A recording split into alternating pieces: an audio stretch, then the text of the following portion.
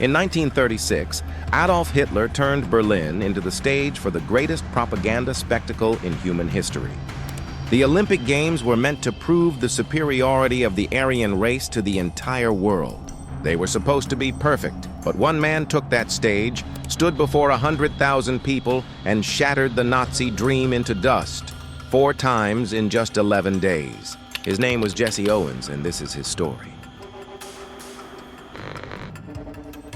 To understand what happened in Berlin in 1936, we have to understand what Berlin represented back then. It wasn't just a city. It was a carefully arranged stage, perfectly lit, planned down to the smallest detail to showcase an ideology claiming that some people were superior to others by nature, blood, and race. Adolf Hitler came to power in 1933. Within 3 years, Germany became a different country where Jews, Roma, and political opponents were constitutionally banned from public life. Sports were no exception. Racial hygiene laws soon reached athletic federations as well. The Berlin Olympic Games were not originally a Nazi project. The decision to hold the Games in Berlin was made back in 1931, when Germany was a very different country, a fragile but democratic republic. However, when Hitler took power, he realized it was a perfect opportunity for propaganda. Propaganda Minister Joseph Goebbels convinced the Nazi leadership to exploit the Games instead of boycotting them. They wanted to demonstrate to the entire world that the Aryan race was inherently more gifted, faster, and far stronger than any other people on Earth. For that purpose, Germany invested an incredible $30 million in infrastructure, which was a huge sum for that time. A new stadium for 100,000 spectators, 6 arenas, an Olympic village, and the first television broadcasts in the history of the Games. Berlin was ready, the stage was set. But one detail was missing from the script. Jesse Owens was born back on September 12, 1913, in the state of Alabama. He was the youngest of 10 children in a poor cotton-picking family. Illness, poverty, the Black American South at the turn of the 20th century, that was his world. The only thing nature gave him without measure was speed. When the family moved to Cleveland, Ohio, as part of the Great Migration of African Americans to the north, young Owens started school. In school, his track coach quickly realized this boy ran faster than anyone else. Since he worked after school to help his family, the coach trained him early before class. At Ohio State University, Owens kept running, and he kept being invisible where being black truly mattered. At that time, black students couldn't stay in college dorms or eat in restaurants with their white teammates. Jesse had to search for black-only hotels in unfamiliar cities. However, the track wasn't segregated. On May 25, 1935 in Michigan, Jesse Owens achieved the unthinkable by breaking 3 world records and tying a 4th, all within a span of just 45 minutes. His long jump of 8.13 meters set a record that wouldn't be broken for the next 25 years. Sports historians call that day the greatest 45 minutes in track and field history. No one before or since has ever accomplished so much. Berlin got its main guest, and Nazi ideologues got their biggest problem. When Jesse Owens arrived in Berlin, Germans mobbed him for autographs. Nazi propaganda said one thing, but ordinary people, captivated by the excitement of the Games, did the exact opposite. On the streets, in the stadium, and in the Olympic Village, Owens was a star, even right in the heart of the Reich. August 3, 1936, Berlin, the 100-meter race. Jesse Owens steps onto the track. You could feel the tension in the air. The start, an explosion of speed. Step by step, he pulls away from the pack and crosses the finish line first. A gold medal and a new Olympic record. In his box, Adolf Hitler watches, without reaction, without a word, just silence, before a moment that would go down in history. August 4th, the long jump. This was a moment that wasn't written into any Nazi script. Owens had fouled twice in qualifying, one more, and he was out.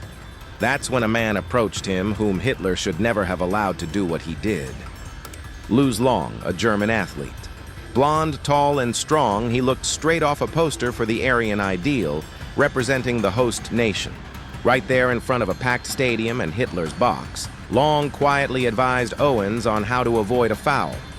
Move your mark back, jump safe, and qualify. Jesse Owens took the advice, made the jump, and advanced to the finals. In the final, he took gold with 8.16 meters, setting a new Olympic record. Long, who won the silver medal, was the first to run over to Owens. He hugged him and raised his arm in front of everyone, before Hitler, before the stadium, and before the entire world. Owens later wrote, "You could melt down all the medals I have, and they wouldn't be a shadow of the friendship I felt for Luce Long at that moment." On August 5th, he won the 200-meter race to claim his third gold.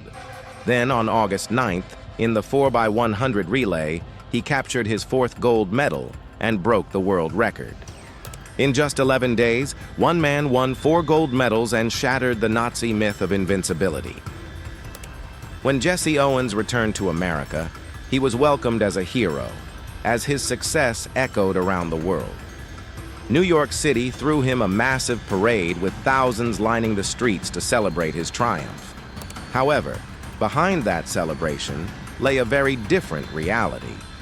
That same evening, during a reception at the Waldorf Astoria, Owens was forced to enter through the back entrance and use a freight elevator, clearly showing that even then, he was not treated as an equal. At the same time, Roosevelt never sent him a telegram, nor did he invite him to the White House, fearing a backlash from Southern voters. Despite everything he achieved, Owens was left without recognition from his own country. That's why a few months later, he spoke the iconic line, "Hitler didn't humiliate me. Roosevelt was the one who humiliated me." Avery Brundage, then one of the most influential men in American sports, made a decision that would define Jesse Owens' life. After Owens refused to continue a grueling European tour and chose to return home, the system reacted without sympathy, suspension. At the time, the rules were strict and, to many, unfair. Only so-called amateurs were allowed to compete in the Olympic Games, meaning athletes could not profit from their name or success. In other words, if they tried to cash in on their fame, they lost their right to compete. That is exactly what happened to Owens. With that, his entire professional sports career was practically closed to him. The irony was painful. A man who had won 4 gold medals and become the symbol of one of the greatest victories in sports history was left without a steady income or security because medals alone didn't bring in money. Because of this, he was forced to work various odd jobs, from working at gas stations to cleaning parks, and his attempt to start his own business ended in failure. In the end, his situation brought him to a point that was unimaginable to many.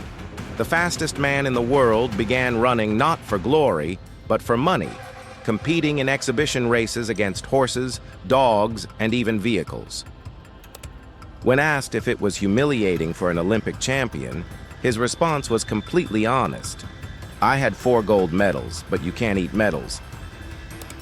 After years of hardship, Jesse Owens gradually found a more stable path in life. In his later years, he worked as a public speaker and motivator, traveling across America to address young people and share his life story. People listened to him not because of his medals, but because of what he went through after the fame. He also worked for the U.S. government, promoting sports and a healthy lifestyle while representing the United States abroad. Over time, he received the recognition he had previously been denied, as his country finally began to value him far more than it did in the immediate aftermath of his Olympic success. This is a story of pride, defiance, and injustice, but above all, about a man who remained great even when the world tried to diminish him. Jesse Owens passed away in 1980 at the age of 66, leaving behind an indelible legacy.